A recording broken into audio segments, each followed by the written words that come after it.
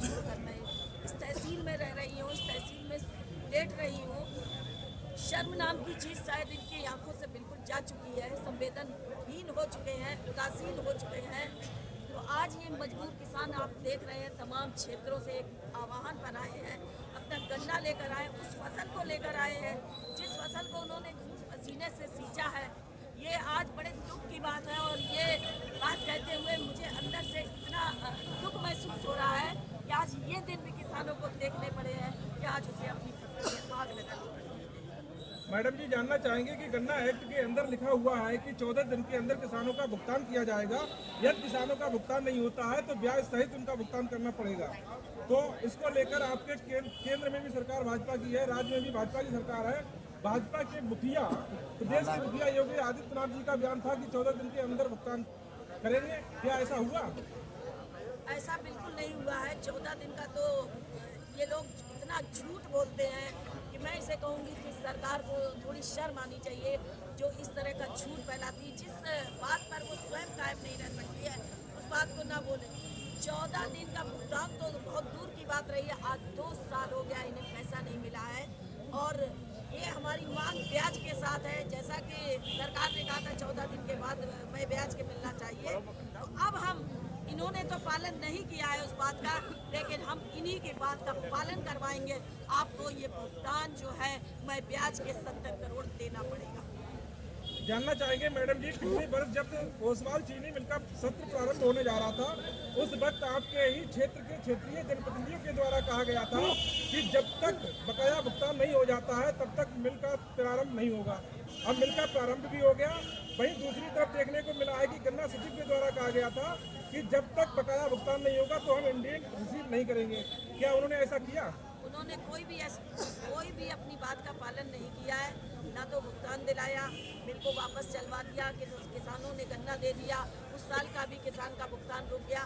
और रही बात गन्ना सोसाइटी ने पूरी तरह से किसानों के साथ धोखाधड़ी की है और गन्ना सोसाइटी के खिलाफ मैंने और किसानों ने जो है एक तहरीर भी दी है कि जो धोखाधड़ी की है, गन्ना सोसाइटी भी उसमें सम्मिलित है, उस धोखाधड़ी पे मुकदमा लिखा जाना चाहिए। अभी तक पुलिस प्रशासन ने उस पर मुकदमा नहीं लिखा है। ये हमारी मांग रहेगी, जब तक उनके ऊपर मुकदमा नहीं लिखा जाएगा, किसानों का पैसा नहीं मिलता है, ये किसान यहाँ से नहीं उठेंगे। आज आप देख रहे हैं कितनी भारी मात्रा में है। ये आंदोलन निश्चित रूप से जन आंदोलन बनने जा रहा है। अभी भी मैं प्रशासन को आपके मीडिया के माध्यम से चेताना चाह रही हूँ कि इतनी उदासीनता और इतनी निर्ममता सही नहीं है।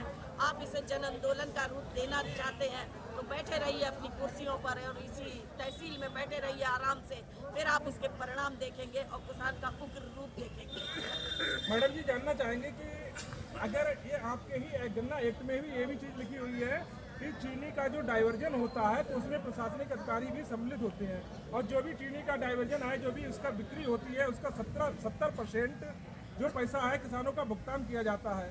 क्या ऐसा हुआ है? ऐसा बिल्कुल नहीं हुआ है। किसान के साथ सबने मिलकर, मैं बार बार अपने संबोधन में ये बात कहती हूँ कि ये एक तरह का बेईमानों का संगठन बन चुका है। उसमें जनप्रतिनिधि शामिल है, गन्ना सोसाइटी शामिल है, प्रशासन शामिल है, सारे नेता शामिल है, चीनी मिल शामिल है। ये पूरा एक बेईमानों का संगठन बन चुका है और ये संगठन बन के किसानों के साथ में इतना बड़ा शोषण और उनके साथ इतना बड़ा अन्याय कर रहे हैं। हमारे चैनल के माध्यम से आप जनता के लिए क्या संदेश देना चाहती हैं?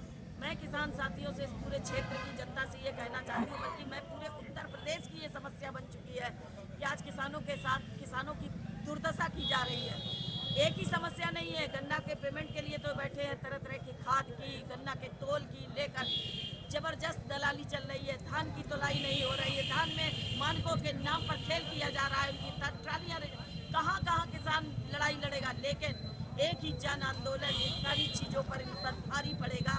और मैं जनता से ये कहना चाहती हूँ, अपने किसान क्षेत्र के किसान साथियों से कहना चाहती हूँ कि ये अन्याय की लड़ाई है, इस अन्याय की लड़ाई को आपको